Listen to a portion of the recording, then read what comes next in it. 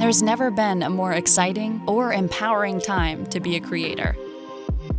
That's because a technology called interactive 3D is changing the way we live and work. When you're creating things on this platform, you're creating it for all the platforms. Interactive 3D simulates the real world in a meaningful way. The result isn't a simple image or video. It's a three-dimensional world you can explore and change. In the past, it may have taken hours, if not days, for a final image to render. But with real-time 3D tools like Unreal Engine, the process is almost instantaneous. In this project, we will explore how Unreal is being used in the advertising industry. In the rest of this series, we'll explore step-by-step how Media Monks achieved this finished product. And you can follow along as we work through a similar shot together. No prior experience is necessary. We'll provide you with all the files you need. So, let's go.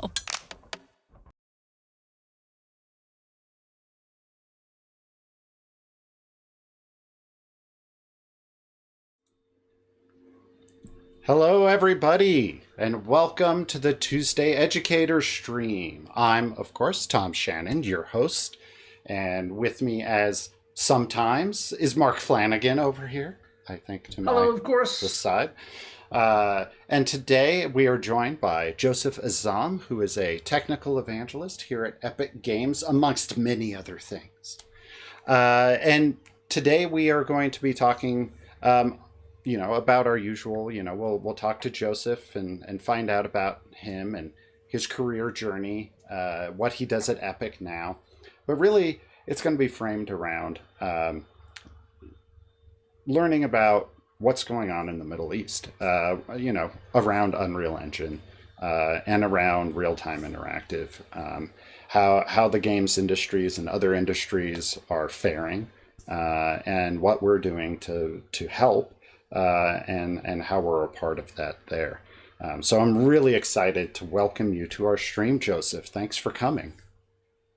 Anytime. Hey. Hello, everybody. So right now, I think, are you in Paris, I believe? Yes, you can tell from this really old-looking window. Look at that view. We've got Joseph in Paris, and Mark is in London. It looks like some of your collection has been whittled down there. I have a feeling that we might see a new background here shortly. I'm packing up all my boxes, so yes. Oh, all the hats. I'm so sad. Yeah, the hats have all gone too, yeah. Oh, well. Moving house in 2 weeks' time. Moving during COVID, it's a great experience. I did it myself to move here as well, so I think a lot of us are experiencing that. So it's great to have you here to talk about this we've been doing this stream for about a year now, and I think we've talked to a lot of folks who are from industry and from education, but I think we've had a bit of a focus on North America, a little bit of Europe. But Epic is a global company now, and Unreal Engine is used globally. When I started 3 years ago, we were such a small company, and now we have kind of reach on every continent. And to help with that, we hire people on those continents that know the area, they know Unreal Engine, and they come and we bring them aboard. And oftentimes the role that they take is what we call an evangelist. So we're going to talk today a bit about what an evangelist is. Mark Flanagan, you may currently be an evangelist. Our titles are changing. I do a lot of evangelism work, even though my title is a technical artist. So we'll talk a little bit about what evangelism is. Joseph, you also teach at university, which is awesome that you are doing both. I don't know how you do that. You have the cloning machine, don't you? I wish. So we'll also talk about what you're teaching these days and how you're teaching, with both COVID and the challenges of teaching in developing areas.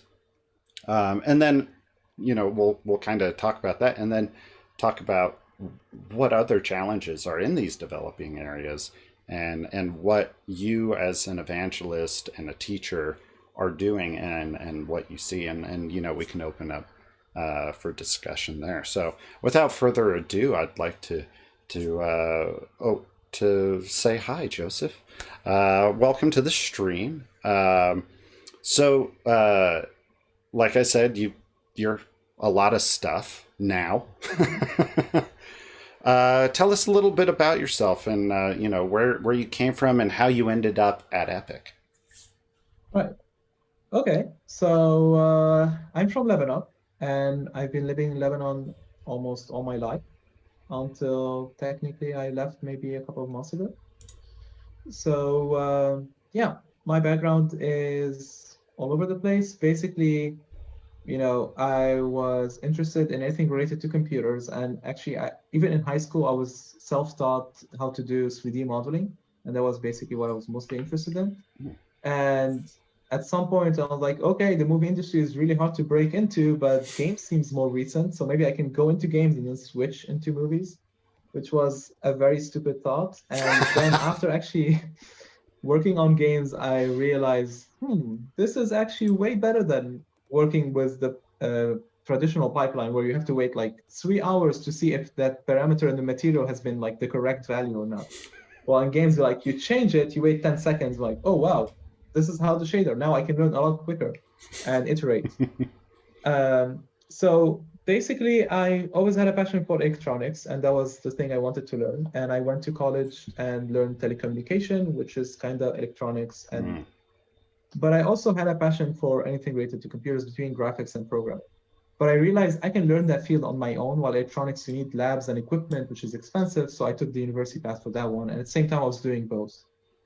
Now, in Lebanon, there's no game dev community. By the way, I'm giving you the long version because I feel a lot of developers on this stream are interested. How did you actually make it? Because in my region, there's not a lot of opportunities. Absolutely. I think that's, yes. It's... I'm curious to find out how you made it. What you've already described is very much how I think a lot of people worldwide kind of, they discover their love for this and find their passion for it. So please continue. So basically, when I went to college, I learned an introduction to C, and I was like, oh, programming is easy. Well, at least for me, it was more of a something very natural. So, and I know how to do 3D graphics, so games are actually a combination of the two. So I just Googled how to make games and ended up on the few game engines. I wasn't much of a gamer, to be honest. I do play a couple of games, but that's about it. I don't play a lot of games. So I just looked for each engine, which games were made, and I went to my gamer friend and like, well, this is a list of the games made in this engine, and this is a list of those games, and he was like, BioShock, made in Unreal, go with that engine. I'm like, okay, fine. I started learning the engine. At the same time, there was a student competition where you can win actually $20,000. So I was like, oh wow, my student debt is $20,000, so maybe I can just win that competition. And I was like, okay, I know how to do games. No one in the country knows how to do games, so that is the competitive edge. But at the same time, I have to do a nice idea. So I was like, okay, I should do something educational and cultural because that also wins a lot of prizes. So I went to the historical heritage in Lebanon and I started like see how to put that inside of a game and work on the project for a year and then realize that year that competition did not happen. But I realized that actually I was really interested in the project itself and I continued working on it. And what happened, I started signing up for entrepreneurship sessions, learning how to do like business strategies, how to get into the market, pitching, all of these kind of things. There's a lot of boot camps, and especially in developing regions, you're gonna find a lot of people doing those type of incubators, accelerators. Interesting. I can honestly say, don't expect to learn anything useful in 3 months. But just having them, and then over the years, you're gonna start to realize, oh wait, this is what they meant when they said that, or it's gonna show up later on. But basically what happened after is the year later, I was still a student and the competition did actually happen. So I had actually 2 years to do a project. And basically I won. It felt like there was a big advantage compared to other participants because I used all of those combinations together. And I decided instead of paying my student debt, which I still have, by the way, to use the money to keep working on the game. And I did that. I continued working on the game and started going to events and like showcases, applied to a different grant that was a local grant for $10,000 or so, and managed to showcase my game. And showcasing the game is a really essential part because you get a lot of feedback and a lot of basically just seeing someone playing your game, you understand what's your next steps going to be. And just by building the network, going on Twitter, getting into issues with my game, asking someone online, interacting, maintaining those relations. Eventually, I ended up at GDC because I had a talk on how I managed to scan a castle for basically nothing, maybe like $70. And I didn't have money back then. I needed some type of equipment. That was before actually I won the money for the competition. I scanned the castle. That was a very interesting, inspiring talk. Managed to get into GDC, and when I went to GDC, I was like, this is really good. I need to go there the year after as well. And by the way, I did apply for Epic as a gameplay programmer. I did not get accepted. I don't think I was that qualified because my level definitely doesn't have AAA programming behind it. But eventually at GDC, I was talking to people and I met with Short de Jong, which is the main evangelist for Europe. And he said, well, you're actually like, we're looking for people to do, we want to like do evangelism in the Middle East. And you seem like a candidate that you got recommended by a couple of people actually. Because some of my friends were actually also knows Short. And so, and since I'm networking and having a presence online, it meant that if you want to know, like how many people in the Middle East are already doing that? Very few people using Unreal in the Middle East and being present online, being known. Mm-hmm. So immediately when someone says, hey, I need someone in the Middle East using Unreal, there's a high chance I'm gonna like come up, or probably a few other people. Now, another thing that happened was I was also doing community events.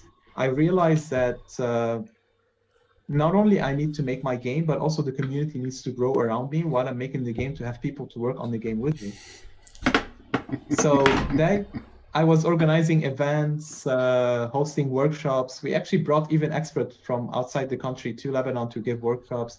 We tried to keep the events as free as possible. The only stuff that were paid that required to cover the expense of the person to come to the country.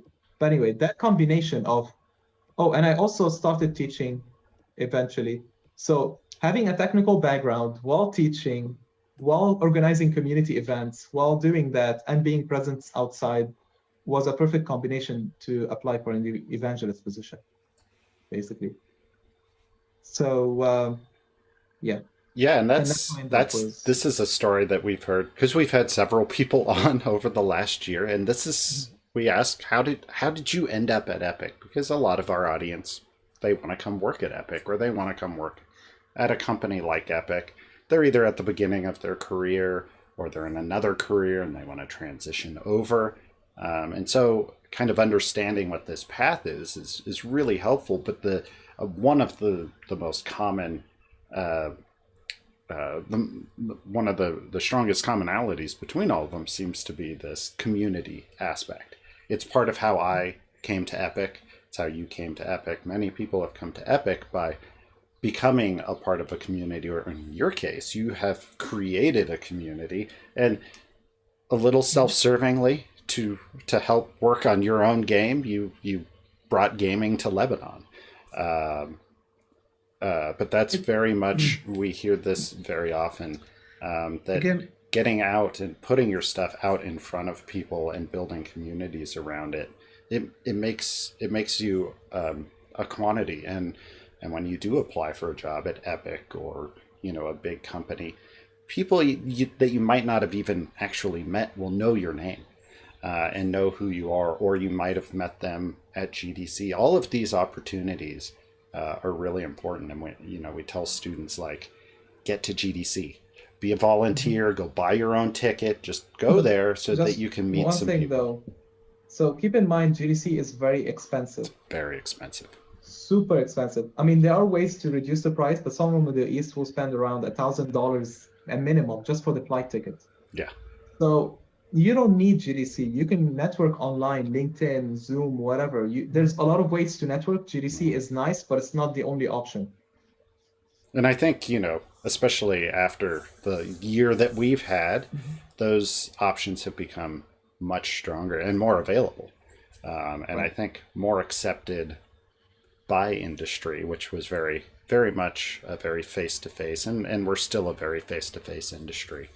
But I think that opportunity has grown over the last year for you to participate in those events. And like, even you can now participate in GDC and SIGGRAPH virtually for a lot less expense. Because you're right. I mean, even getting a hotel room in San Francisco during GDC, I think you have to book it like we've all shared some very small spaces in San Francisco to get to GDC. But honestly, even hostels at GDC are nice because the people you're sharing room with is gonna be developers. So you'll be networking even when you sleep. Other conferences have similar. Other conferences have similar kind of issues to this. Annecy is one of my favorites, Animation Festival. And literally, when 1 year is finished, you need to book accommodation for the next year. And that's what everybody does. Yeah. Joseph, are there any conferences or meetups or anything in your region that you feel people should be either kind of taking a new look at, or should reiterate on? So I can tell you the history of conferences, and I'm not going to tell you don't go to this or go to that one. I think just take a look at every conference and you decide if it's good for you or not. So you have in Egypt, they have Insomnia. They did the first edition right before the pandemic. I don't know if they're going to do anything until everything calms down.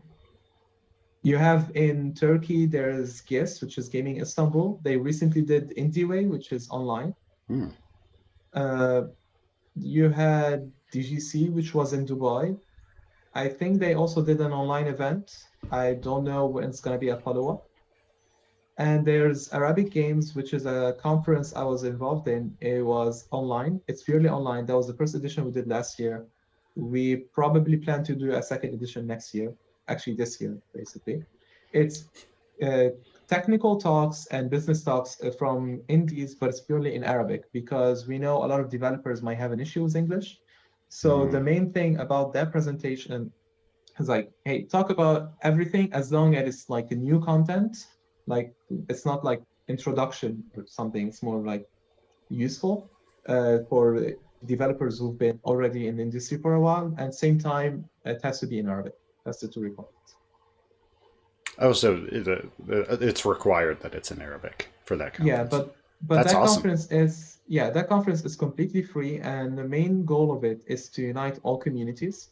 So we reach out also to local communities. We told them, hey, we want to highlight you on the website. All we ask of you is just, can you like share the event with your community? And we'll also play a trailer for your community during the event. It's all about like everyone who's doing anything in the region, we want to highlight you. We even did a small game showcase. So if people wanted to like show some of their projects, we even did like a Nintendo style kind of thing where we had a host. He was making some simple transition jokes in between them, and we were playing them. And the games were really like nice. They're not the games you're gonna see in AAA studios. They're literally, they look like indie games from the region, and they're all like they had a spot. That's fantastic. That's really cool. So, so this is, you know, you're discussing kind of a little bit about kind of your evolution into becoming an evangelist here at Epic. And so now, so as an evangelist, what do you do at Epic? How has that moved your community building? How has that evolved then? Right. So it's a very broad definition, and even as an evangelist personally, it's very different from other evangelists. We're united by one goal, which is we want to spread the engine and make it easier and more accessible. But in order to achieve that, that is very different. Like I know, for example, other evangelists work with already established studios. Well, in my region, there's very few. So my strategy kind of shifted a bit to something else. And there's a lot of things to focus on there. One, we need to understand that the region doesn't have that many developers. So my focus is not only help developers use Unreal, but have the game dev ecosystem as a whole to grow. Because the more developers, the more ecosystem grows, the more likely you're going to get developers who are using Unreal and other engines, and you will have that wheel. But if you have a single Unreal Studio there, even if it's a great, it's not going to survive long if there's not a proper ecosystem around it. Second thing, which is having a presence there, because I know a lot of developers watch these streams and they don't see like, hey, we don't see anything we can relate on. It's always happening in the US, in Europe, we'll never get to see these. So right before the pandemic, I did organize a couple of events, smaller events. There was in Turkey, in Lebanon. I collaborated with someone in Jordan. He organized the event, I was just present there. So same thing with Bahrain. So we tried to do something constant. And even when I went to Egypt, I attended a few events. So I also toured the whole region. I tried to visit as many countries as possible. There are some exceptions. So right now, I'm not in charge of Israel, just because there's a lot of trouble in other countries if you go to Israel. So I'd rather not be involved. So another evangelist is handling Israel. The second one is unfortunately Iran, which there's sanctions, so there's not much I can do. So, I mean, don't get me wrong, we really want everyone to use the engine. It's out of my hands. I really can't do anything there. So I know some people in the chat are from Iran. I was reading the comments, so really sorry. Well, thank you for joining us and being part of our community, even if we can't get there just yet. And so this is, you know, it's very much, a lot of it is very similar to evangelism, but you're right, or I should say to our other evangelists. So our other evangelists, like you said, very much, they work with existing studios, helping them adopt Unreal or transition over from other game engines, their own or other off-the-shelf engines. I, as an evangelist, work with schools that are doing the same thing. But what you're saying is really in your area, there aren't any, or there are so few that really, just like when you were building your own game studio, your focus is on building the industry itself, which is, I think, might be a little harder than what the rest of us have to do. We don't have to build a whole industry. We just have to help people move over to a piece of software. So how are you tackling that over there? Well, the thing is about my game, I never managed to finish it because, like you said, that's a lot of things to focus on. The way I see it right now is my game is still my hobby project, but I can see it more of a vessel that kind of got me here to this point. It was the thing that was like forcing me to keep up with all the latest technology, to do the network, to do all of this. But at this point, it's not the main priority for me anymore. But yes, you have to know that if you want to do proper job with the community, it takes a lot of time, even for simple events. And let's say you get used to them, you can easily organize the event. Over time, you're going to be tempted to do more. You're not going to say, oh, I can do this, I'm going to stop here. It's more like, because I can do this so easily, I'm going to take the next step and do something hard. I actually once organized a game jam, a workshop, and a party 3 days in a row. Like I had them in the same week being organized, just because like, I wonder if I can just put everything in one box and see if I can manage.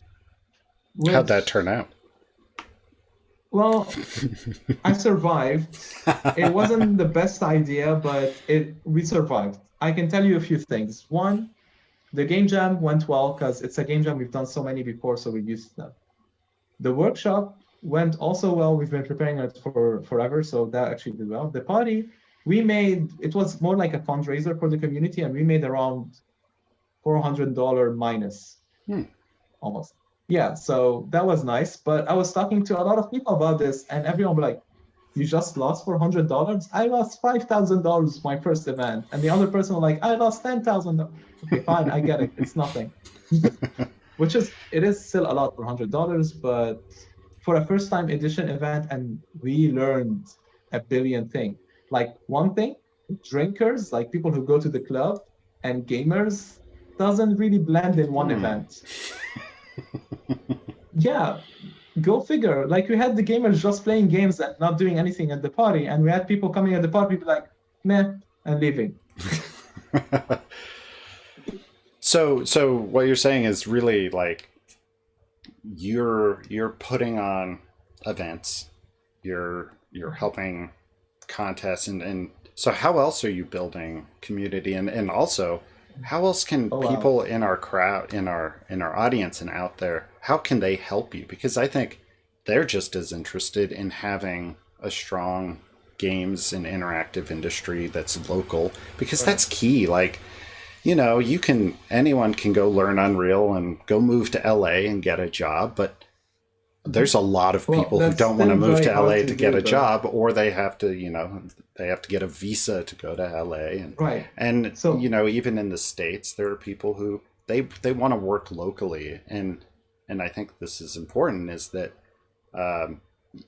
you've shown that you out there, champions, you can actually affect this world. And there's an opportunity now, because it's moving so quickly, I feel, that even in the United States, if there's no game companies around you, you can help build up that community. But it is a very, as we say in the States, chicken and egg sort of situation, where you can't have a game company until there's game developers, but people won't decide to be game developers if there aren't jobs in game development. And so it's up to us to send Joseph there to solve it. From what you said, I have a lot of disclaimers. First, doing community events is not easy at all. The amount of time I said this is going to be my last events are infinite. I don't know what I'm still doing it. It is really hard. You're going to feel bad if you had 20 people the first event and then you had 5 people the next event. You're going to feel those lows. You will feel great whenever you have a successful event, or whenever you have people helping you. If you feel yourself you're on your own doing an event, that's also gonna feel low. It's a trap, basically. It's rewarding. We don't know why we're doing it, but it's not that easy thing. And also, I described how I got to the industry. Doesn't mean that's the path for everyone to get into the industry, because I was lucky. I found a position that matches all of these. Doesn't mean we want to hire now 100 evangelists for the region, so everyone decides to. I think they need to find what they're passionate about and keep working on it. That's for sure. The main advice that holds up is networking. Talking to as many people about your plan and discussing it, and they will tell you what to do, the advice and all of that. That is like definitely, and keep working on yourself. If there's no opportunity for you, then just create one until you find one. So if you don't find a studio to hire you to make the game you want to make, go start making the game and learn. Though the problem is, if you've been working on your own game for 2 years, you're gonna find a challenge to team up with other people. Be like, oh wait, now I have to give him 50% of the company, though he just joined and I don't know he's great. You know, that mentality. So it's easier to start from the beginning, but also I eventually found a founder after a few years, and that was simple because the guy didn't ask to be a founder. It just naturally happened that he was like, oh, I want to help you with the project. And he started helping. I was like, wait, I can rely on this guy. And that's how it happened. But that took a lot of time. And I wouldn't recommend waiting 2 years to find someone as well. So yeah, those, you have to be, it's a bit tricky and all this. And some of the stuff, I kind of stopped doing some things and started doing other things. Definitely working for Epic and having a certain budget. Well, before I was doing the events for free helped a lot. Like before, I was like, I had to call so many people to get the space, get the food. Now I'll be like, hey, can I sponsor this event to just like get pizzas during the event? And it's a lot easier to do when I'm, especially because if it's like a personal expense, like if I'm physically present there, I don't have to go through the formalities of setting up a contract. I can just simply just pay it as an expense. Mm-hmm. So any event that I attend, it's a lot easier to support. But yeah. It's so I'm sure that's, you know, like you talked about, you only lost $400 and you must have been, you were the winner of the, hey, I lost so much money at this. So, you know, it just shows that it's, back then that was half my salary for the record. And that shows that it's, you know, it can be really challenging without that backing. And so it really is, it's a very challenging situation to bring an industry into an area and build that community around it. Also, I know I'm saying me, but when I say community, I'm not the only person working there. We're around, well, multiple people over the years. And right now we're 4 people at least, and oh, wow, 1 new person. So definitely 5. Yeah, we're still managing the community in Lebanon as well. That's fantastic. It's really interesting to hear such a different kind of ground up, kind of grassroots sort of effort that you're having to do on a daily basis compared to. And we're trying to do the same if possible with the other countries. Now, luckily, I managed to do the full tour of the region before the pandemic happened. Like I was wrapping up my tour when the pandemic started, so definitely I did gather all of information. Good timing.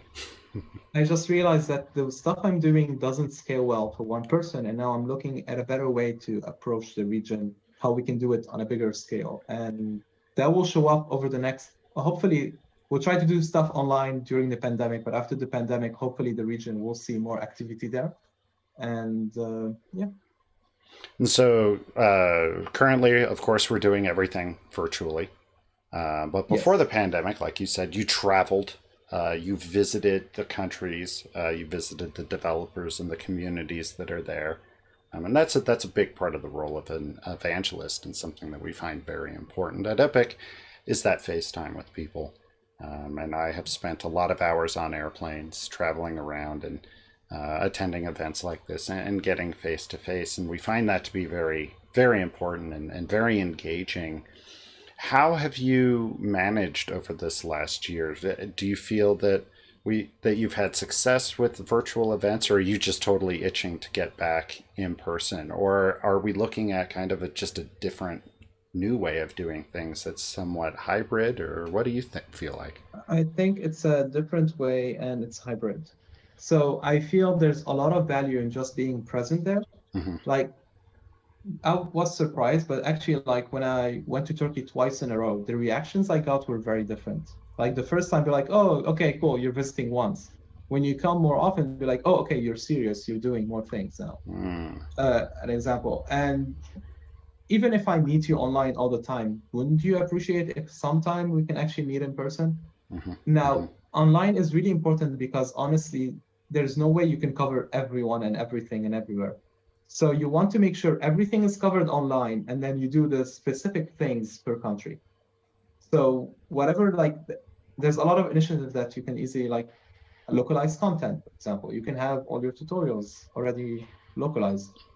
And then you notice, okay, well, in Egypt, we also need those two specific things. So you go to Egypt, you do those, and the combination of the two is, for example, useful. Interesting. So in addition to being an evangelist at Epic and trying to build a whole industry, you are also a teacher. You're a lecturer as well. So you're a lecturer at university. Yes, at St. Joseph University of Beirut. That's very, very cool. What do you teach? Well, I teach game development, and I think that everyone in the region will be familiar with this, where I say there's no proper game development program. There's no dedicated from start to finish game development program that can guarantee this student when he graduates, he has a strong enough background to get hired immediately. So right now, it's mostly computer science programs putting a couple of courses of game development inside of that. And this is what we're pushing for. So we're pushing how much we can get people who are interested in games, get a small exposure on how to get started and like push them in the correct direction. And that is mainly the course. So I've been teaching this course. This is like the fourth time I teach it. So it's been over 4 years. And each year I changed the course a lot. And especially this year, because with the pandemic, it became online. And I realized, you know what, it's online. There's a billion things I can do this course to be better, because I honestly think online tutorials are way better than whatever I learned at university before. They're more efficient. They have a lot of content. You can always rewind. I have short attention span. That's normal. But at least I can like, okay, I feel like I'm going to sleep now because I've been watching 2 hours of tutorial. It made me sleepy. I'm just going to pause and take a break, watch it after. So I took that format and I tried to adjust it to my course, which is, okay, fine, I'm going to pre-record my sessions and tell the students, you have to watch them. Now, I know students will not do anything unless they have grades, and I know exams are stressful. So I removed exams, but I added weekly assignments that are graded. So instead of student waiting for the end of semester to study everything and try to survive the course, it's more like, well, if you don't want to do the homework, well, basically you're not going to be able to survive for the next week. So now they have to work from week to week. And they're actually fair homework. So the expectation of you have 1 hour to watch of tutorials, and then you have a homework that should probably take 3 hours to make, maybe. I assume if I made it in front of you in a video for 1 hour, it's going to take you at least 3 hours. But I mean, it should be fair. That's a very fair schedule that you've set out, or very fair expectations for your students. Right. It can be easy to just be like, I'm going to take all of your week, because there's a lot to teach here, obviously. So please go on, tell us more about the content, etc. Yeah, and also to manage with my job and all of this, I'm a bit very lazy. So I'm like, okay, if I recorded this year, next year I have my course done. Basically, all I have to do is just show up and do stuff. And of course, you can take notes and iterate, but it will be like small iteration, not like redoing the whole thing. I try to do, okay, so now I still have a session that is live where students can ask me questions. And I went on and I'm like, does anyone have any questions? And maybe a couple of students had 2 questions, and then I still have 1 hour and a half to fill, so I wasn't sure what I was gonna do.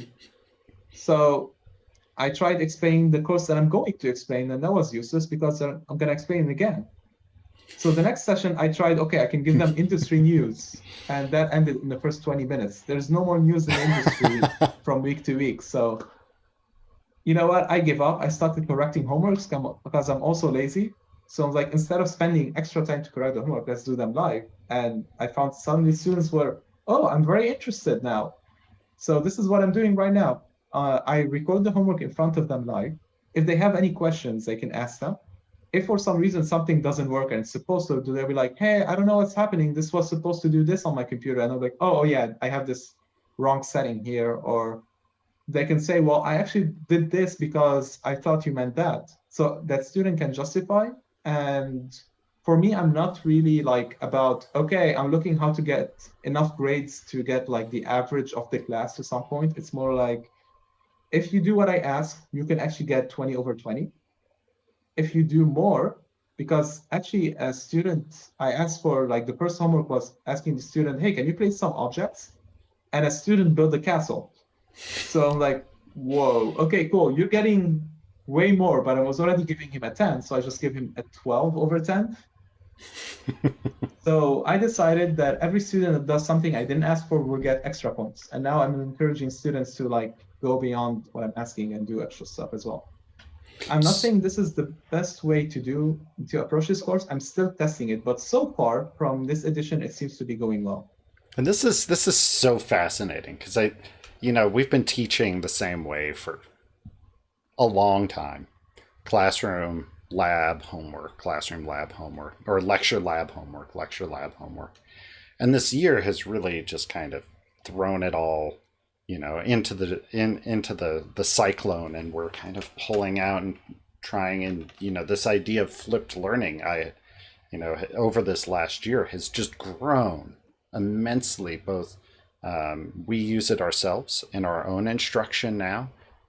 We're hearing from educators around the world that they're leaning on our content and YouTube content, making their own content, and this idea that a lecture is, it's basically a YouTube video. Why do we all have to do this all at the same time, and all the complexities of doing it live when there's no apparent advantage?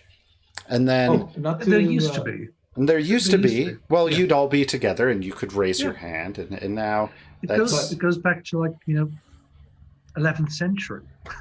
And then you had the lab where, in the 11th century or even the 20th century, you had to go somewhere to get hands-on with this stuff. Yep. If you wanted to do titrations under a fume hood, you probably didn't have the equipment at home.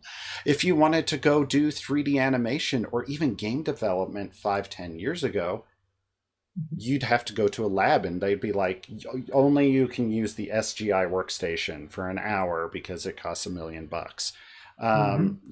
So there wasn't a way to do it at home. But now, with the democratization of all of this creative software, from Unreal Engine, Blender, and the computing power being so much greater, even on a low-end computer now, you don't really need that lab time. I mean, certainly there's still, still chemistry and biology and robotics, and they'll need those lab times. And Unreal is free. So I say it most weeks, makes a big difference. Is it free this week still? It's still free.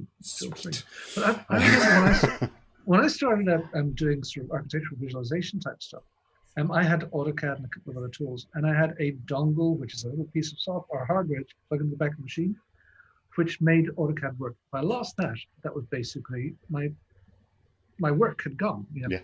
And AutoCAD back then cost me about the equivalent of a month's salary. Don't lose that dongle.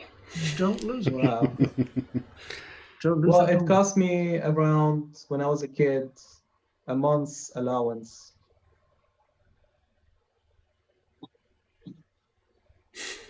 Yeah.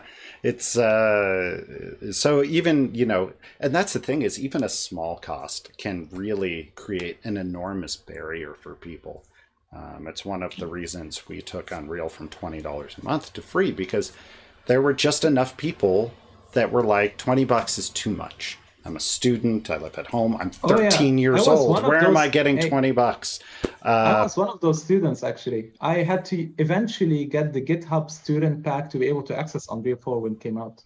Yeah. And so, sometimes you think, oh, that's not that much. But even $20 can be too much for someone to be able to, to prioritize between dinner or Unreal Engine. I'm probably gonna choose dinner. So, and that gets, amplified in developing areas. I also want to add a point of a strong reason why you want to have in our region videos for courses is the internet is so bad that if I'm doing this live, they will get like one frame every 10 seconds with really choppy audio. So YouTube, strangely enough, works really well because they have local servers. I upload those videos to YouTube. They can watch them at their own ease.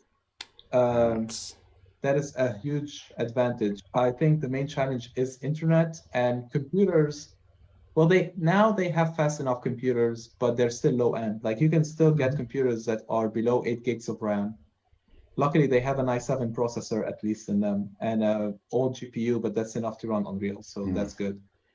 On very rare occasions, I get students that have a computer that is weaker than a mobile phone, but yeah, I mean that happens. I can't really help at that point. Could you give us an example of what kind of internet speeds you're talking about when it is working? When it's working, like the ideal scenario, that would be like 400 bytes per second. So the internet would be around 2 megabits or 4 megabits. That's like an average speed. So we're close to dial-up. No, dial-up is more reliable. So I'm not kidding. I had sometimes Google wouldn't load, like some really terrible times where like, I don't know, there's stress on the network. And eventually to solve it, I had to like buy a 4G subscription because 4G is expensive, so it's more likely to work. So the wireless, the 4G is more reliable than your wired internet. There's somebody else giving another question here, which I've seen as well with some of our contacts in the Middle East and North Africa. Even electricity supply can be a problem. Yeah, I mean, in Lebanon, we have half the day's electricity and the other day's backup generator. Yeah, you just have to buy a UPS, which is like a battery that's like save your computer for 10 minutes while the switch happens. And if you have enough money, eventually you can buy like an APS, which is a bigger battery that's like lasts your room for 6 hours. But yeah, that is definitely an issue as well. So you're adapting your virtual teaching, because I think a lot of virtual teaching just went to a Zoom meeting, and we're just going to teach through Zoom. But Zoom is strangely enough really good on terrible internets. Well, that's really good to know.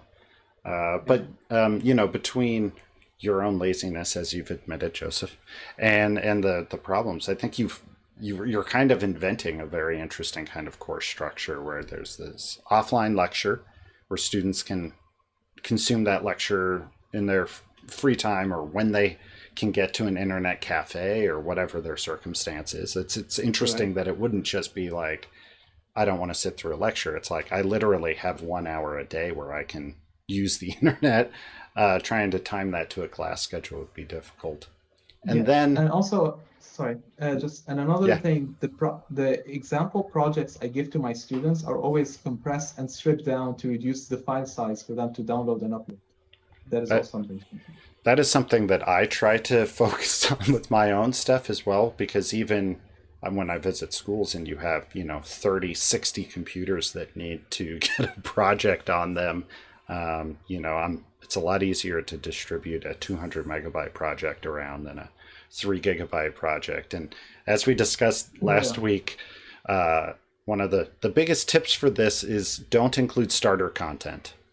It's like 850 megabytes of stuff you can I'm trying to keep my project below 100 megabytes. Good for you. Good for you. Like 100 megabytes, it's still, I think there's no problem. 200, it's hard, but it's fine. In that range. Above it, it's going to be like, it's probably.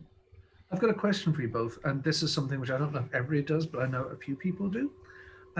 When you actually watch video tutorials, do you watch them at the speed which they're recorded, or do you change that? Depends. Yes. So, I know when I used to watch tutorials, when I had eventually a lot of them that I need to watch, I didn't even watch the tutorial. I would just even skip to see like, okay, he's using this feature that does that. All I need to know is that feature exists and it requires a few clicks to do this result. And because that feature eventually I will not use until I reach it in a project further down the line after a few months. And I'm gonna watch it anyway then. So basically for the introduction, no, I watch them at regular speed. I even watch multiple introductions so they're engraved in my hand. So from different people, so I don't miss anything. Then after I watch at faster speed, and then everything complementary that I don't need right now, but it's interesting, I'll just like skim through it. Yep. I find there are times which, strangely, don't know why, but strangely, sometimes watching things at a faster speed can actually be more useful in terms of retention at times. I think it's like almost like seeing a time lapse where you can, Yeah. you know, you don't know Get a how a bigger flower picture. opens and follows the sun, but if you watch it in time lapse, you're like, oh, that flower totally opens and follows the sun. So sometimes I think watching someone do something and seeing the connections between things a little quicker, with a little less space, can be helpful. And And I've conversely- actually found myself just earlier today. I noticed I was watching a tutorial on landscape layer weights because I needed to know like some slight differences. And I did the same thing where I was just like, where is he using it? Oh, wait, there he is. And I went back a little bit, listened. Okay, that's the part I needed to know. I don't need to master landscapes right now. I just need to know about this one node real quick. But I think Mark is saying, I'm doing your approach, but what Mark approach is more when you listen very quick, like you're not skipping, it's playing at a faster speed. 1.25 is what I usually do. Yeah, it helps with your attention span, basically, because some people just talk really slow, like Now, this. there's one person that I never speed up, and that's George, because everything he says is so content rich. Wait. Ryan Brooks, you have to slow it down. Yes. Yes. Yep. I wear out the back arrow on my keyboard. Back 15 seconds. No, say that again. There No, can say be that times 3 as well. more times. Use the transcript feature sometimes as well. It can be very useful because A sometimes it's human difficult person to actually did pick out. that. Yeah. We have Yeah. we had there's the localization team, and there's someone also, they're doing the caption as well. So for multiple languages, every YouTube video almost on our channel has subtitles and caption. They're not auto-generated. There's actually a whole team working on it. Hi, Kate. Hi. That's a really good point. Is that Find out what works for you, because no two learners are the same. Oh, and you can also apparently search in the caption. So if you're wondering, like, oh, where did they mention that feature? You can open the caption, Control F, and look for it, and it'll tell you at minute 1 he said that sentence. that's really helpful, actually. I often have very long videos and I'm looking for that one spot. So then the other thing that I think is really interesting that's happened with your class, to get back to school, if we will, is that your class time, like you said, you struggled to kind of figure out what to do with class time. It's really hard to do. I've struggled with it, like hands-on online, where it's like, I can show you what to do, but I can't see what you're doing, or I can't even see your face to see if you're panicking, or And you know the frame rate they're seeing your video at as well. Exactly. And you've probably done it, and most of the time it's people just asking you to go back to the last thing you saw so they can try and copy it, and it's okay, but it's not great. So it's interesting that you saw that and were like, this time is not well spent for that. And what you've ended up on, I think, is something really cool, and something that I remember really fondly from art school, which is peer review. And it's something that happens in the game industry all the time. You are, as a part of a team, are constantly tasked to help critique everyone around you and make their work better, just on a daily basis. And then very often you are brought in to give critiques. Sit down, watch this thing, or play this thing, give critique. QA is all about critique. And so learning the skills of critique is going to be one of the best things that they can learn, aside from technical skills for the game industry, or those soft skills. And it's why we often look at college graduates as good candidates, because we know that they've gone through a rigorous program and they hopefully have some communication skills and some of these soft skills that help them get through. So it's not just that they have a degree. So I think it's really interesting to bring that into the virtual classroom and kind of create something that's very analog to what they'll need to do. And it's a skill that they'll need to learn. They'll need to learn how to also be critiqued when you tell them that the thing they've done is wrong or not up to expectations, to be able to take that critique is something that takes people years to learn. And It can be very hard, is- especially when you love your work and someone tells you that it's not right. That how you react can really determine where that project is going to go from that point. I'm going to post an article from the rookies who we work with quite frequently, which I found really useful for this whole topic, which is what's it called? It's called How to Seek and Give Feedback. An artist's nice. I would Yeah. love to see quality that. feedback, and it is very true. Feedback will make you better as an artist. It always But makes you useful better, feedback. even if the feedback is not what you want to hear. And if you trust if you Yes. trust the people that are giving you the feedback, and you know that they are giving you that feedback only to improve what you've done, it's very different, and Absolutely. it's again it's you have to learn that trust and learn that these people are not trying to Separate, bring you down. They're actually trying to lift you up. but separate your work from you as a person, because quite often people think that they're enmeshed. So they're definitely very different things. And if somebody's criticizing your work, it's generally saying you could do this better, or this would make better work. They're not saying you're a bad person. They're actually saying this is how you make better work, and how you can then sort of reattach it and become, that is part of who you are. But it's not personal criticism. There's no place for personal criticism in a classroom, really. It should So always I be have a about note how to improve. on the feedback itself. I think this is an issue that I faced a lot in Lebanon when I first starting out, is that the people who were actually making games and providing feedback, they would come to me and be like, "Oh, your game is not fun. You need to do it fun, if you know what I mean." Like, I don't know what you mean. No. Or someone else would come and say, "Why aren't you like doing it in a different engine, or why aren't you doing it in 2D?" Like, because I want to do it in 3D. Like, that's the type of feedback I was getting. And then I went to Canada for a showcase, and I was showing someone my prototype, and he was like, "You know what? I like this what you did here, but the thing is with this is I've seen it in every game. However, see that half-finished feature there? That is very original. I've never seen it, and I'm actually quite impressed by that. Maybe you should work more on that." And Yep, for me, that's that was useful. like a glass shattering moment. Like, whoa, that's how you give feedback. And I came back and started giving people feedback, and everyone was like, "Please give me feedback now." And I know it's very obvious, but you never think of it when that's the whole advice, the type of advice you usually get until you see someone do it properly, and then you realize how to do it. So I remember a story from visual effects. Somebody was doing an advert for, I believe it was surgical gloves, and the feedback from their client. Now, client feedback is something which is again different, and all artists need to learn about client feedback.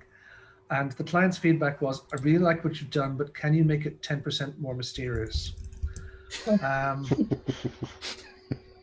We've all had that kind of feedback. There's times when, as artists, it actually we have to be able to elicit feedback and find out what people mean as well. So that's a skill to learn.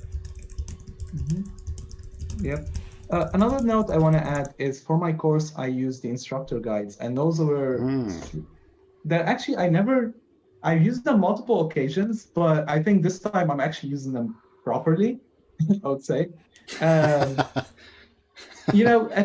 I usually don't have that much time to prepare the course, so I'm just gonna go over them. The title looks like this. I never actually went in depth, but when I decided to teach my students, I was like, okay, each week, I'm gonna split the course. You're gonna learn the engine, but at the same time, you're gonna learn a discipline in the industry. So I started with the most basic one, which is level design, because you don't need to code or anything, just place objects and design them. So I did a presentation on level design, and I was actually lucky because I was staying at a friend who's a level designer at Ubisoft. So I told the guy, "Hey, I want to teach them about level design. I'm not a level designer. Here's the presentation. Can you actually tell me more stuff? Should I add?" And he was looking at it like, that thing is missing. And then I went to the next slide. I was like, "Oh, there it is." And then we realized everything was in the presentation. The only thing that was missing was more examples from real games. So I just went online and started looking for similar examples and some videos and gameplay features. And now I'm using those, it's called Introduction to Game Development. That's the instructor guide I'm using. Mm-hmm. And it's actually perfect for every discipline. I realized that, okay, today I'm teaching them Blueprint. Let's see which one is on Blueprint. And I take that and I do a 20-minute presentation with my own examples on top. And that's Introduction to Blueprint. And then I do the course that I'm doing the Introduction to Blueprint. Same thing for level design. This is what a level designer is. And these are some level design concepts. And then, okay, now we're going to open Unreal and start designing that mini level. And this is going to be your homework. That's really great. That's really why we put those out there, was to help fill in those gaps. And when you're like, oh, I need a slide on what a game designer is, you yourself could spend an hour and a half finding images and thinking up the right words, or you can open up Chris Murphy's guide and take that really slide. Well done. And he spent an enormous amount of time working on it, and it really shows. Each of the guides the authors really spent a lot of time working on, because all of the authors are educators themselves, and when we approached them and told them what this would be used for, they were like, oh, what can I do? What else can I add to these? And it's good to hear that you're using them yourself. And if people aren't aware, I've posted the link in the chat, so we have 5 of them right now. We've got a blueprints guide, a VR guide, game development guide, which is great because it's not just Unreal, it's about game development as a whole, and the industry. What is QA? What's a game developer? What's a pipeline? These sorts of things. And also keep in mind, you don't have to use all the slides and all the examples. Just pick the one that you need, basically. Yeah, and so each one has it's basically a whole semester's worth of lecture slides, project files, everything that you need, assessments, quizzes. But really the idea is, like you said, Joseph, is to take the parts out of there that you need or want and use them. And so we have them up. I posted the link. They're an open source MIT attribution non-commercial. That is correct. Yes. So in other words, you can use them however you want. You just can't resell them, and you need to say that they came from us, which is pretty easy to do because we put a lot of logos on it. It would take you a while to take them all off.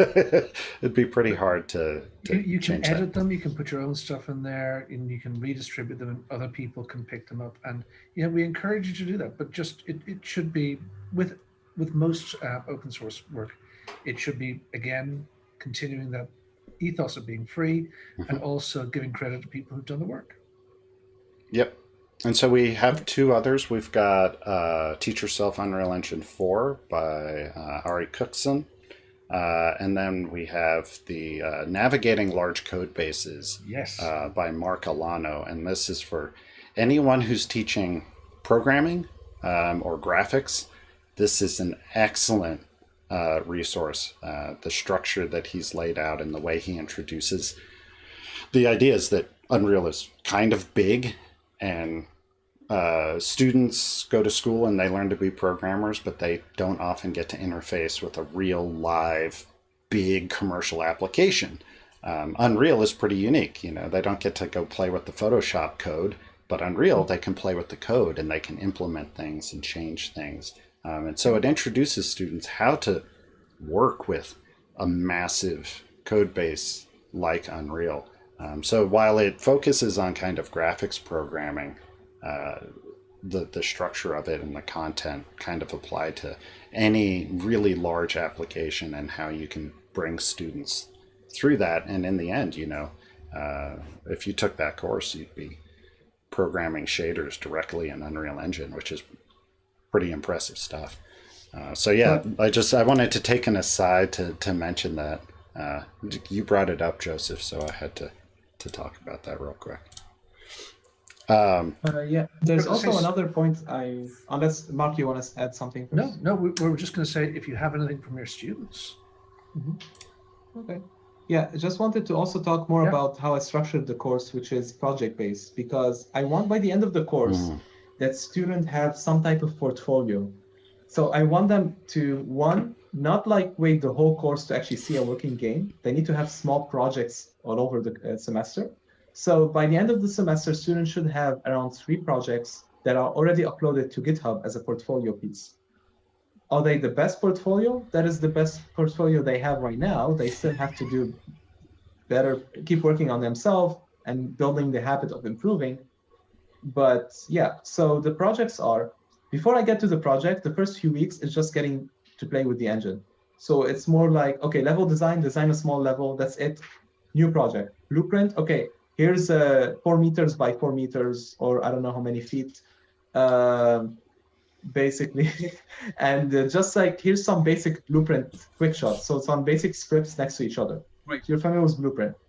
Now that we covered like the basic of how to like change properties in the engine, add stuff, okay, let's start with the project. The first one is a platformer. That's the easiest thing you can do.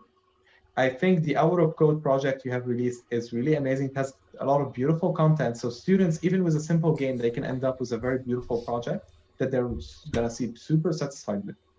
P.S. The projects before, I was not using any asset at all. They were using whatever inside of the engine.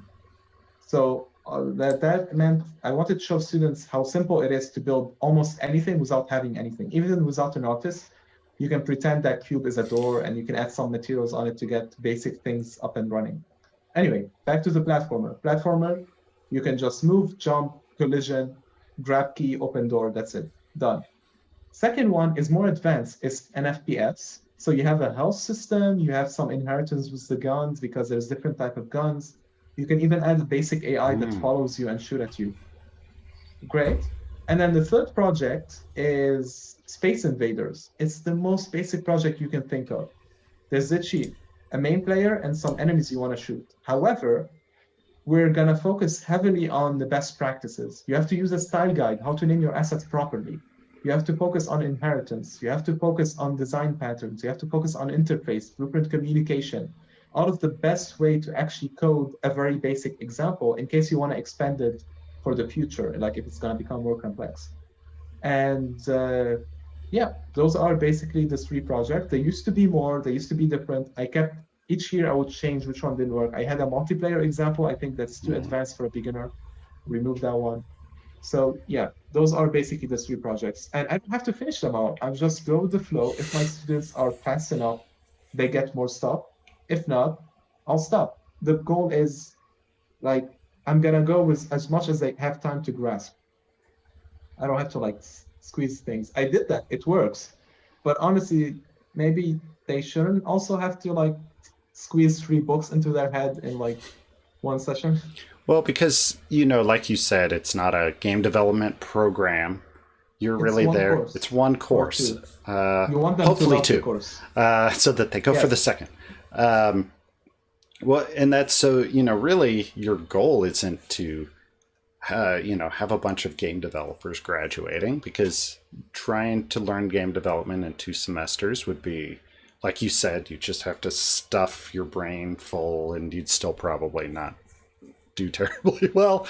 But to introduce them, and this is, it, to me, it's very interesting. It's very much how we approach STEM and STEAM education in the States for secondary and primary education.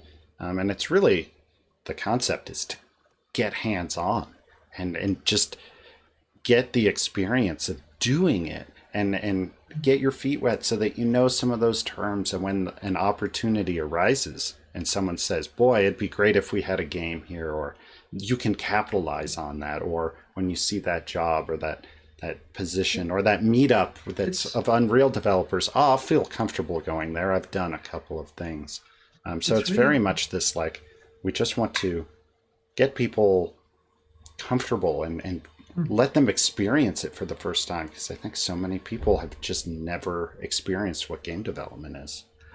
If you think about it, so many things we do creatively are actually based on very simple principles, and they are, but there's a lot of them that join up together. A lot of people have learned how to play a musical instrument of some sort, sometimes better, sometimes worse. But with 3 or 4 chords, you can actually start playing in a band. And that playing makes you better. It's the playing that makes you better. It's not the, you know, it's not going back and learning. It's the playing that you actually learn so much when you're doing that. It's the same thing when you're doing art or when you're making games. It's making games that actually is the real learning process. What you do in a classroom is helping you to get there. But it's making more, the courses which are most successful that we've seen are the ones that make lots of games. Absolutely. That's absolutely, what I've seen traveling is the most, or, if you take a look at the top 10 game programs, they all follow a very similar structure, which is you need to develop games as a team to graduate, because that's what industry is. And so it's a very different kind of, perspective of like a Digipen or a Full Sail who's trying to produce for an existing industry. You're trying to produce people that will go out and create that industry or that can grow that industry. And so it's interesting, like your focus is very much more on success. Like you said, if they can submit, if they can do the job, they get a good score. If they go above, then they get above. So you're not setting them up for failure. You're setting them up for success. It's a very interesting perspective on how to bring this concept to people and what to teach and when to teach it as well.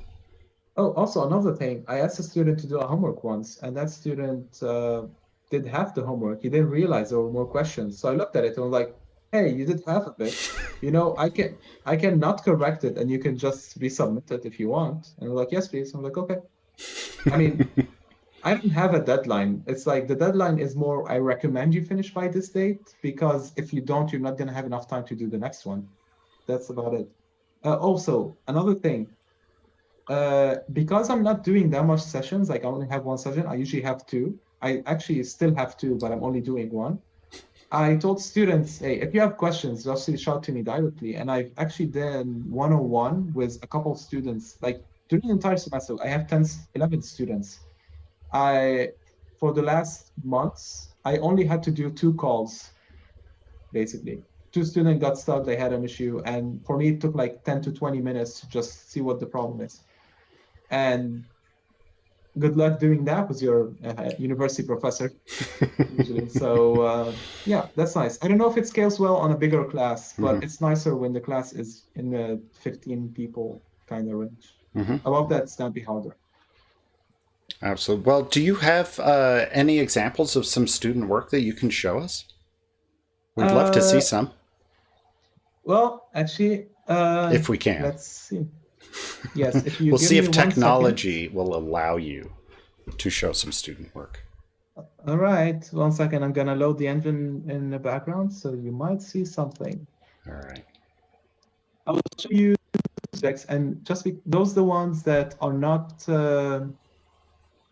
related to, well, they're not like the platform, it's just the basic ones. So like the first one, when I asked a student to place an object and other things. Let me just share my screen. This should be fine. Okay. And now I feel like a lot of people on the stream were just going to do the exact same thing. So, okay, this is an example of a student. I asked them to write your name here and just pick a color so you're familiar with the detail properties here. That was literally the first homework. That was very basic. Here's how to place objects, rotate them, add a light, change the color intensity, and then you end up with this. And then a student submitted this instead, which is like a full fortress.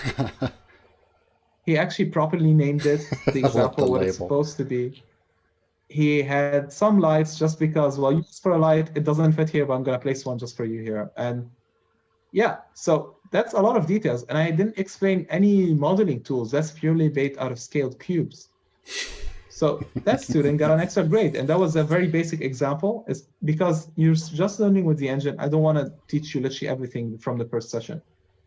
And then this is my blueprint example, which I tried to include literally everything because I know they're programmed. So I don't have to include what a variable or what a for loop is. And the example is very basic. I actually added the features and then later made the game. This UFO was purely made in engine by making 2 cones and a sphere and a material, and you got a UFO. And the material is called basic, which has only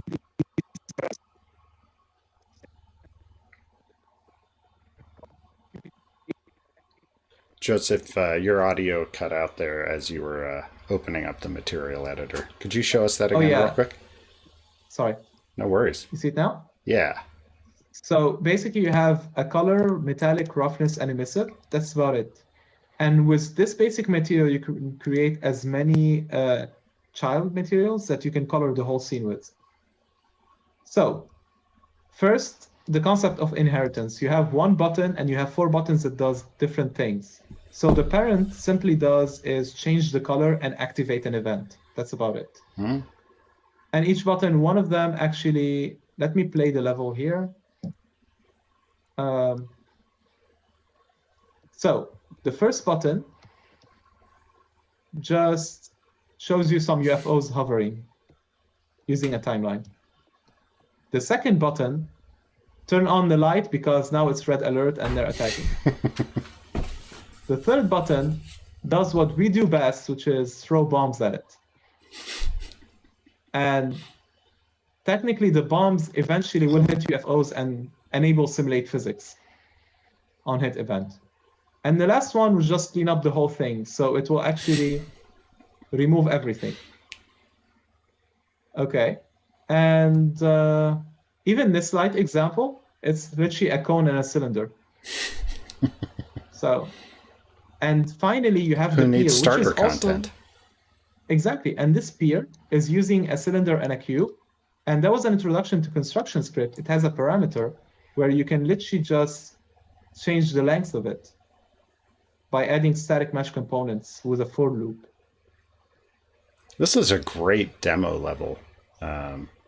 Trying to take someone who already knows programming concepts and introduce Blueprint can be a little challenging when there's a lot of extra stuff going on. And then blueprints get kind of messy, and so having something that's really straightforward where there's no like art considerations or everything else is really great, I think, for programmers too, because Unreal's a little overwhelming. And so just taking it down into that one topic and getting rid of everything else is really instructive. I have a couple maps like this, but I think mine are even too fancy. I love this idea of the material and the basic material, and that there aren't even textures. It's all just the size map. The whole thing is less than 23 megabytes. It's programmer art, and that's because of the sky. If you the sky is not part of the game, so technically it's actually below 10 megabytes. The whole thing. Because the sky ships with the engine, correct?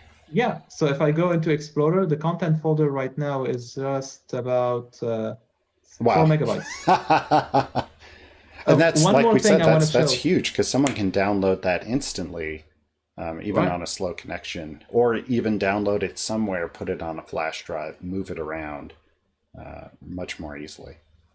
So this homework was a bit too long than usual. So instead of telling students figure it out, I actually did it in front of them as a video, and I told them, hey, replicate, but instead I want you to comment the code. And the only way to know they actually understood the code is by them adding comments. Interesting. So, yeah.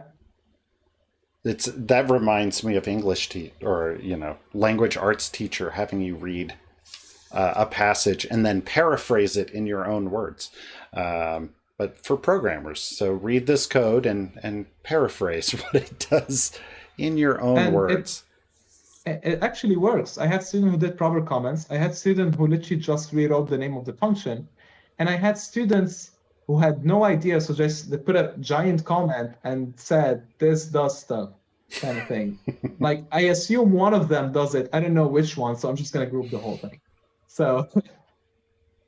Well, and that's very instructive to you as their educator to know who's grasping or even if you are teaching the concepts, if it all comes back and no one knows, you got an idea. And because I was correcting it live, I managed to tell the student, well, this I was correcting the comments at the same time.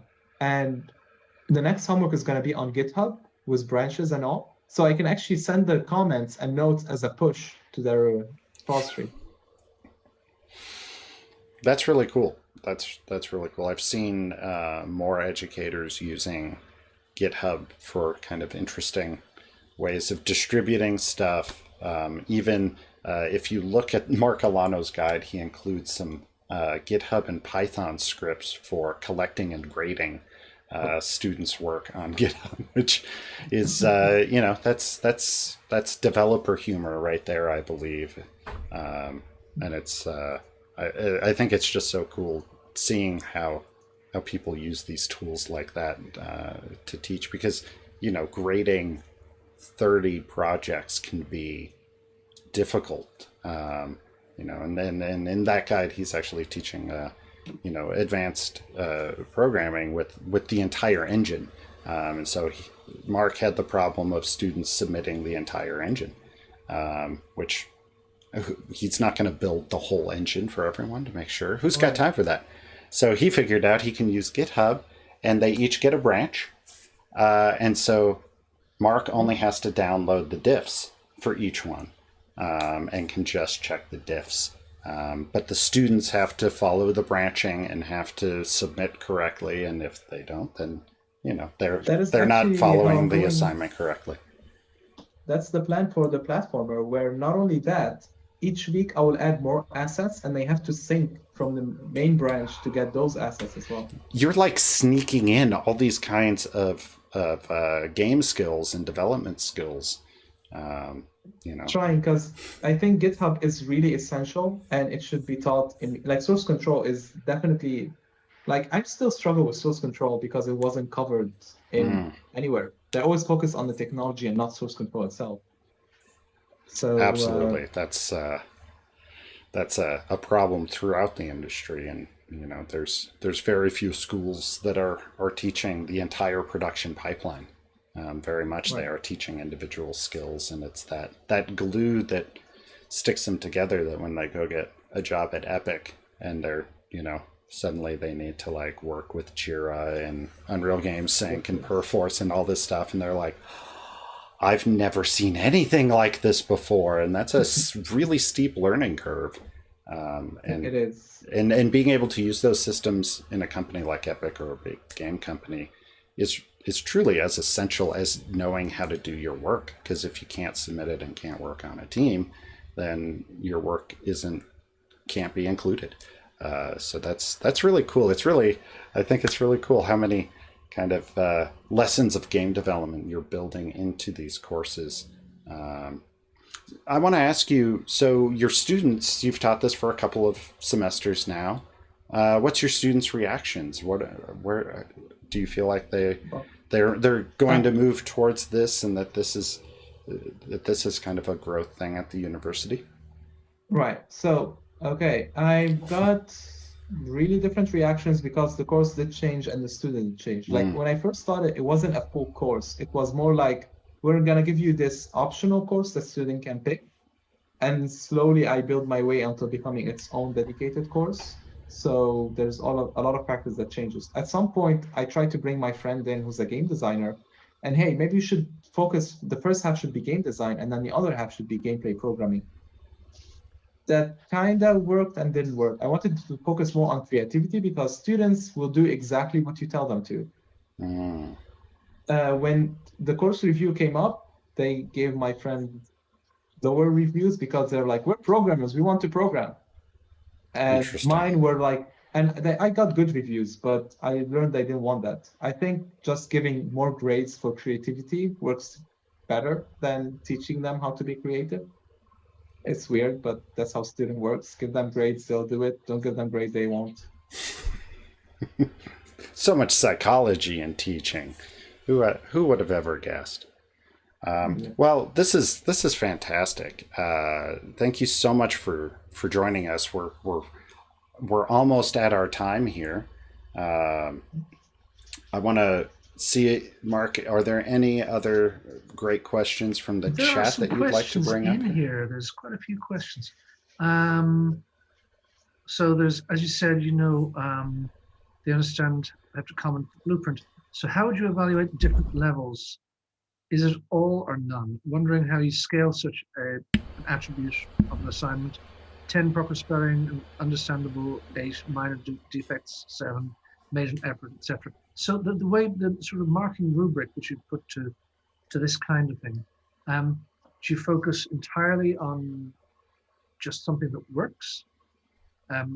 How do you approach marking when you actually get to a game?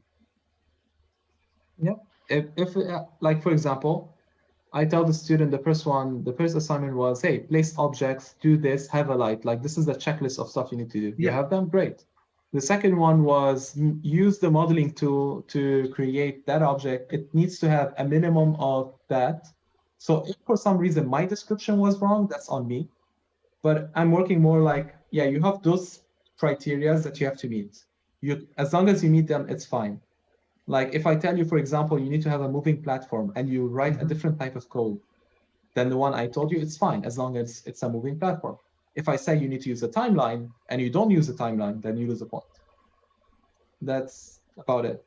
And sort of the rubric for comments when you're commenting the blueprints. Right. If you have comments that are accurate, like that, if I read the comments and it shows that you actually understand, then it's commented. Yep, that's what I'd go for. Yeah, and it's it's really key, I think, when teaching these sorts of things to really focus on scoring what's important. Is it important that they use proper grammar and full sentences in their comments? Probably not. It's really important that they find the right nodes and put a comment that says what it does. Right. But there's maybe some room for improvement on, describing it or, whatever, or scaling it to fit the things. There's all of those, but I think, and I've found and learned that taking away a lot of those extra rubrics helps students often feel more comfortable and be more creative, and feel more comfortable putting themselves out there if they're not super concerned about hitting 1,000 little check marks or even having to do something that they're not super comfortable with. You have programmers, like you said, when they were forced to do art stuff, they didn't like it, and it wasn't what they wanted or needed to do. So it was more game design with pen and paper. You're not allowed to use any coding language. Oh, how dare you! Yeah. You're bringing them all the way back to, back in the my early day, days. my professor let us actually program on a pen and paper and be like, you're not allowed to use that syntax correcting thing. You have to use... You have to turn off in the little squigglies and everything, right? Yeah.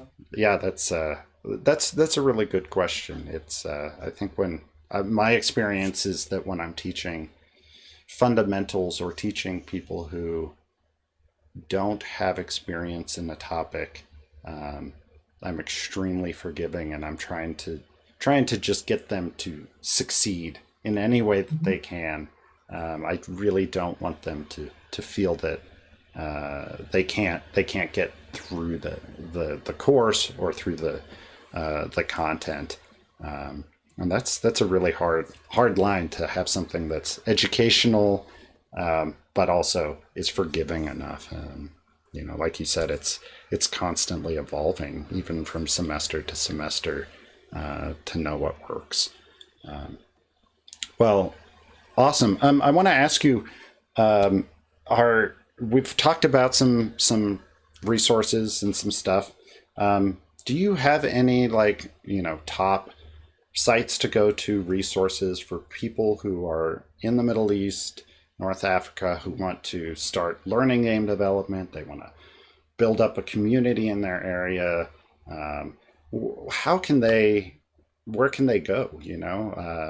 Right. I think our typical resources probably fall a little short in this area here. So I'd love to hear your insight. So I think our tutorials are great, especially on the YouTube channel. You're going to find a lot of tutorials. But for starting out, and especially if you want something localized, the first and most important advice, always try to connect with your local community. So make sure that your community, you're in touch with them. If you don't know where your community is, you can go to the website arabic.games, which is the conference that I mentioned in the beginning.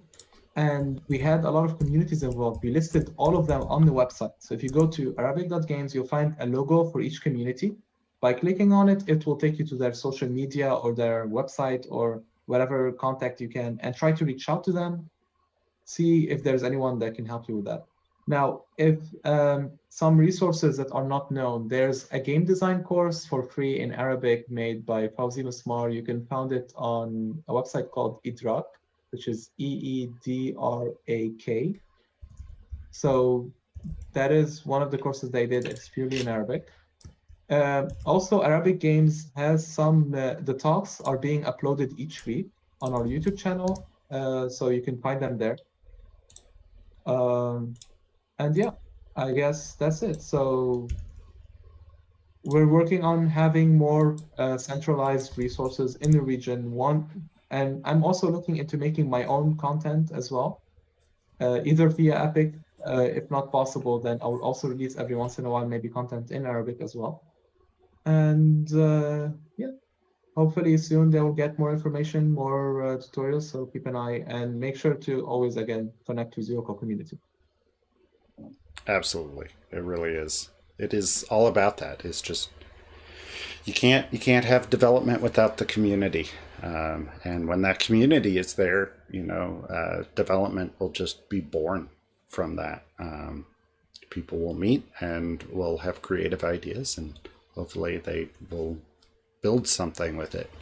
But it won't start with that community. So this was a really wonderful insight into your work in the region, and into, I think, for all of us who are educators, and I think a lot of us on the stream are people who try to promote Unreal Engine and game development. I've had a wonderful career with it, and I think a lot of other people can have really awesome careers in this industry. And I want everyone around the world to have that opportunity, because the games industry is phenomenal. And I think, everyone in the games industry wants everyone else in the games industry to succeed. It's the only place I've ever worked where all my competition is also all my best friends. And it's, for developing countries and regions, it's opportunity, just like it is for everyone right now. The barrier to entry is very low. And if you have the skills and the connections, even someone in their bedroom can do some really amazing stuff right now using this technology. So the opportunity is there. The world, I think, has opened up in the last year, and virtual working, virtual learning. I think all of this is really key to helping people outside of our normal stomping grounds really join us in what we're doing, because it's great. Come on over, make some games. Yeah, and if you try to apply things and get rejected, just keep working on yourself. It took me 6 years to be satisfied with my 3D modeling skills. It takes a lot of time. Just keep working and keep trying. Absolutely. Mark, do you have any closing comments? No, it's been a great stream. I think an awful lot of topics which somehow or other we haven't covered before just got covered. It's really good. Love it. Well, thank you, Joseph, for joining us. I have a couple housekeeping things to go over. So welcome to 2021, everyone. 2020, bye-bye. So 2021 has some pretty big stuff going on at Epic. We may have some large releases, and we're growing and doing crazy stuff all over. And so there's a lot of opportunities for us in education this year to do some really cool stuff. We've got some really awesome events and some other programs going on. But to do that, we're going to have to dial back the live stream a notch. So starting this live stream, the education live stream will be once a month on the first Tuesday of every month, at least through the summer, so that we can do all the things that we want to do. We have a fairly small team in education, so we have to use our resources wisely. So I love doing the stream every week, and I will miss you all dearly weekly. But we will be back next month with a really great stream. So look for all of the information about that. And it should be a bigger, better stream with more Dancing llamas, maybe? Unicorns. Yes, llamacorns. There's only one this whole stream. There's only been the one the entire time. So we're going to try and get that to 2. So thank you for joining us. I think we've done about 40 of these streams over the last year. And we look forward to doing more and bringing on more amazing people. So thank you all for joining us. And we will see you on April 6th for the next Educator stream. Not Goodbye. April 1st. No. No. April 6th. No. No.